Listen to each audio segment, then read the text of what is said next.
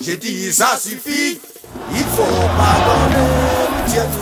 Papa Nyakuri à mon sein. Nous voulons, c'est la paix, nous voulons réconciliation.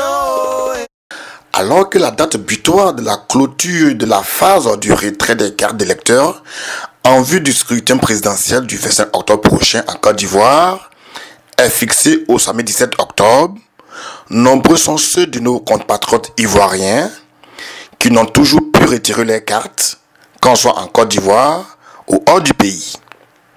En France, certains accusent non seulement le retard mis par la CEI pour la distribution des cartes, mais aussi les horreurs du retrait non adapté aux conditions de vie de nos compatriotes de la diaspora.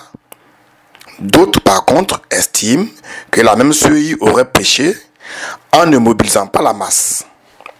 Quel est le rôle et la mission assignée à la CEI France? Ici, la mise au point de M. Tidiane Kone, président de la CEI, c'était ce jeudi 15 octobre 2015, au cours d'un point de presse à Paris, palais de congrès de Montreuil. Je tenais à vous rencontrer aussi parce que c'est un moyen pour moi de faire un point, d'échanger avec vous. Je pense que vous êtes aussi les gens de la presse, donc vous avez aussi le pouls de la population, vous suivez les différents événements qui se passent, donc je trouvais utile de rencontrer la presse pour échanger et puis vous apporter des informations et pour que vous aussi posiez des questions pour avoir des réponses précises sur les préoccupations de nos concitoyens. Je vais d'abord commencer par présenter rapidement ce qu'on a pu mettre en place, les rôles et missions déjà de la CERD, les dispositifs qu'on a pu mettre en place, et les informations pratiques sur le scrutin. La première chose que je voulais évoquer avec vous, c'est surtout les rôles et missions de la CERD. Nous avons un rôle essentiel d'organisation, parce que tout ce qui est être garant du fichier électoral, tout ça c'est la CEI nationale qui gère ça. Toutes ces prérogatives, propositions de loi au gouvernement qui font partie des prérogatives de la CEI nationale, nous CERD, bien qu'on intervienne à un certain niveau, on a un impact mineur sur cette phase-là. Donc c'est plus l'installation de mettre en place le dispositif. Informer les Ivoiriens, un dispositif adapté, informer les Ivoiriens de la mise en place de ce dispositif-là, sensibiliser les Ivoiriens de ce dispositif-là et mettre les conditions pour que les Ivoiriens puissent accéder à cet endroit-là de manière facile et aisée. Voilà en gros, en résumant un petit peu notre tâche. Je ne vais pas lister la tâche qui est dévolue à la CEI nationale et quelle est notre tâche spécifique parce que si vous voulez, je peux vous la lister, mais il y a une grosse partie de cette tâche-là qui est prise en compte par la CEI nationale. Et nous sommes des représentants de partis politiques hein, auxquels on a confié une tâche qui est l'organisation de ces élections-là. Et les rôles qui nous sont vraiment alloués, je vais essayer de les lister quand même, c'est l'information et la sensibilisation de la population, la mise en place de tout ce qui est logistique et organisation du lieu où vont se passer les différentes phases. C'est ce qu'on a fait pour la partie enrôlement, où on a éclaté sur 3 sites, Villejuif, Saint-Ouen et Courbevoie, pour permettre aux Ivoiriens qui sont un peu éparpillés dans l'île de France d'avoir 3 repères, pour aussi éviter d'avoir un engorgement sur un seul site, parce qu'on n'avait pas une idée réelle du nombre d'Ivoiriens en France qui étaient susceptibles de se faire enrôler nouvellement. Après cette phase-là, on est passé à la phase d'affichage de la liste électorale. Et la phase contentieuse. La phase affichage de la liste électorale s'est fait au niveau du Courbevoie. On n'avait pas besoin d'une grande salle, d'un grand événement parce que déjà la liste était sur le site de la CEI et les Ivoiriens ont été invités à aller en priorité consulter cette liste-là avant de faire un déplacement sur le lieu où était l'affichage et où allait démarrer aussi le contentieux pour ceux qui ne se trouvaient pas sur la liste électorale ou ceux qui voulaient faire des rectificatifs sur des patronymes ou sur des erreurs liées à un état civil. Ça, c'était la deuxième phase. Nous vivons actuellement la troisième phase qui est celle de la distribution des cartes d'électeurs à partir de la mise en place du fichier définitif. Et dans cette phase-là, c'est pour cette phase-là que je tenais à rencontrer parce que je voulais faire quelques mises au point par rapport au déroulement de cette phase-là. Parce qu'il y a certaines confusions qui sont faites entre le rôle de la CEI et le rôle des partis prenants qui sont les représentants de candidats ou les partis politiques. Parce que on a l'impression que la CEI doit mobiliser. Et moi souvent je réponds en boutade, en disant la CEI n'a pas de candidat aux élections. La CEI ne va pas aller faire des réunions avec des associations. La CEI ne va pas aller dans les maquis pour aller mobiliser les gens. La CEI ne va pas aller dans les recoins de Paris ou dans les recoins d'une ville comme Bordeaux, Marseille pour aller chercher les Ivoiriens pour qu'ils sortent. La CEI a un rôle qui est bien défini dans la loi, c'est informer et sensibiliser. On commence à écrire mobiliser. Je veux qu'on fasse une nuance entre ces mots-là.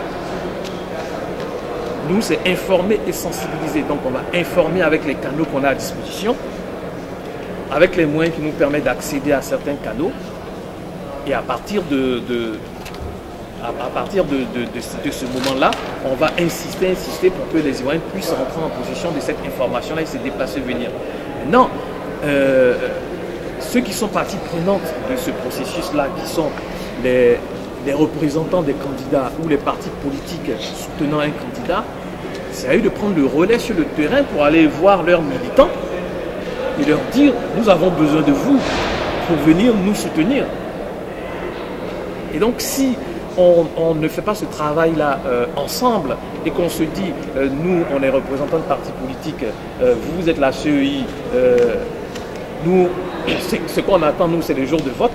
Le jour du vote, on va aller voir le résultat. Si le résultat n'est pas en votre faveur ou en votre défaveur, ne vous plaignez pas. Voilà. Donc, je dis, nous, notre boulot, c'est informer et sensibiliser. Et ça s'arrête là. On a essayé, nous, de toucher le plus de canaux possible en fonction des moyens à disposition. On a demandé de passer sur la RTI. Je pense qu'il y a le frère Coin qui peut prouver, parce que j'ai fait plusieurs relances pour qu'on puisse passer sur la RTI.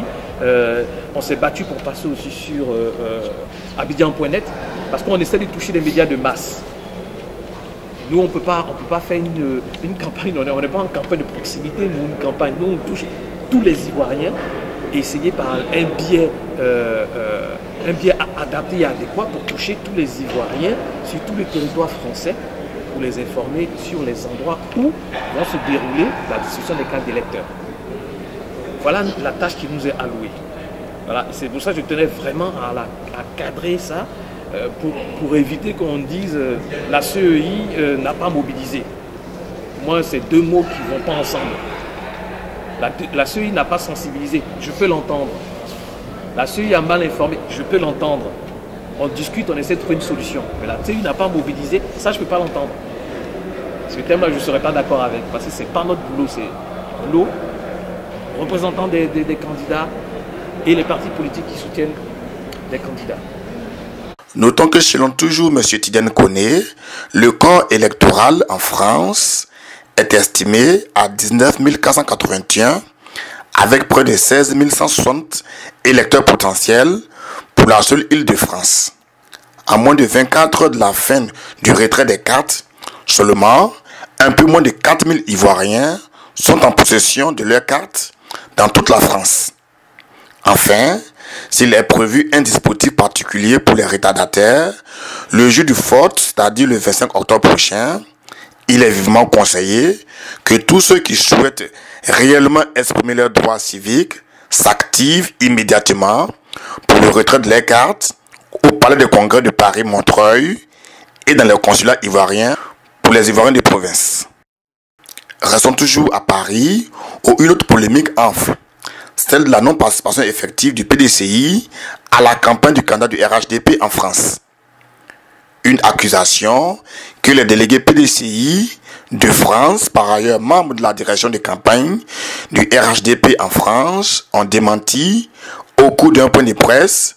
C'était ce jeudi 15 octobre au QG de campagne du RHDP à Val-de-Fontenay, en banlieue parisienne.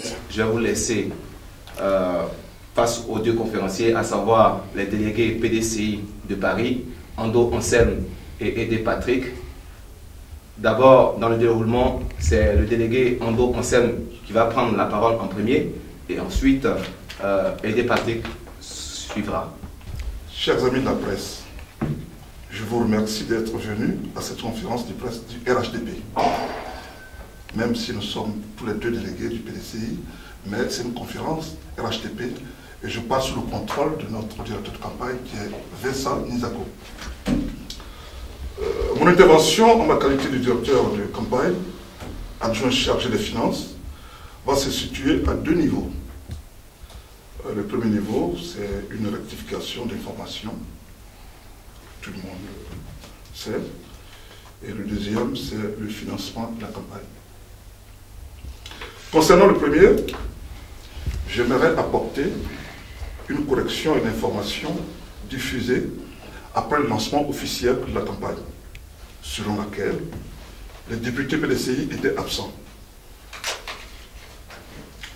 Tout d'abord, je voudrais vous dire, pour une question de protocole et d'organisation, nous n'avons pas pu être à la conférence de presse qui a précédé le lancement de la campagne.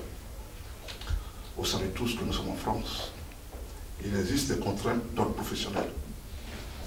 Mais on a toujours été de tout cœur avec Nizako, qui était à cette conférence de presse, qui a représenté le RHDP. Je voudrais aussi dire que j'étais bel et bien présent au salon Wilson, le jour du lancement officiel de la campagne. Bon, certains de vos confrères ont dit qu'ils ne m'ont pas vu. Ils ont dit que le délégué PDCI était absent. Je n'apporte pas un démenti, pourquoi? Parce qu'ils ont dit ce qu'ils ont vu. Mais, en fait, c'était pas ça la vérité. J'étais effectivement coincé dans la foule, au moment où Nizako avait présenté son bureau. Et après, je suis revenu sur l'estrade, et il y a plusieurs photos qui l'attestent. Quant à mon frère Aidé, il était souffrant, donc il s'est fait représenter par Yao Basile, qui était son directeur, enfin son délégué à l'administration. Donc le RHDP était bel et bien là. Je ne vais pas vous rappeler, je ne vais pas revenir là-dessus, mais je dirais que vous êtes tous au courant, vous savez, vous étiez là. Il y a un an de cela, lorsque le président Adekotan Bédié avait lancé l'appel de Daoukro, tous les délégués d'Europe PDCI se sont réunis en pré-congrès. Et nous avons voté à plus de 93%. Donc on ne souffre pas de cela. Donc ce n'est pas une affaire, d'être contre l'appel de Daoukro. Ou bien ce n'était pas une affaire d'être que la campagne était trop à coloration RDR. C'était une question de contrainte, soit de maladie ou... quant à moi, j'étais bel et bien là. C'est ce que je voulais vous dire pour ce premier point-là. Pour le deuxième point, le financement de la campagne. Bon, je préfère parler de ça parce que je sais que vous allez me poser des questions là-dessus.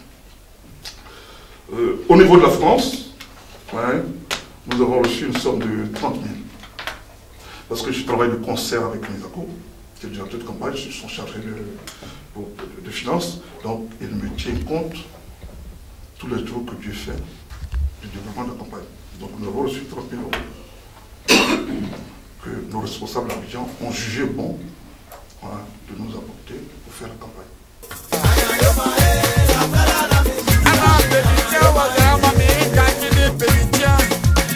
L'ami de toutes les associations de la diaspora. Président adoré, soit la bénédiction.